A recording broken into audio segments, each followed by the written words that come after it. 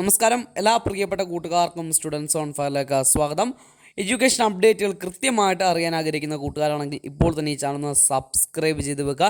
Just ഒന്ന് subscribe ചെയ്താൽ എല്ലാ എഡ്യൂക്കേഷൻ അപ്ഡേറ്റുകളും നിങ്ങളുടെ മുമ്പിലേക്ക് കൃത്യസമയത്ത് തന്നെ എത്തുന്നതാണ്. അതുപോലെ തന്നെ ഈ വീഡിയോ അതിനൊന്ന് ലൈക്ക് ചെയ്ത് കാണാൻ കൂടി ശ്രദ്ധിക്കുക. ജസ്റ്റ് ഒന്ന് ലൈക്ക് ചെയ്ത് സപ്പോർട്ട് ചെയ്യുക. അപ്പോൾ കൂടുതൽ പേരും ഇപ്പോൾ മെസ്സേജ് അയച്ച് വാട്സപ്പിൽ ചോദിക്കുന്ന ഒരു ചോദ്യം, വാല്യുവേഷൻ എങ്ങനെയായിരുന്നു ഇത്തവണത്തെ SSLCയുടെ വാല്യുവേഷൻ? ടഫായിരുന്നു അതോ എളുപ്പമാണോ? വാല്യുവേഷൻ എങ്ങനെയായിരിക്കും റിസൾട്ട്? അപ്പോൾ ഈ ഒരു കാര്യമാണ് കൂടുതലും ചോദിക്കുന്നത്.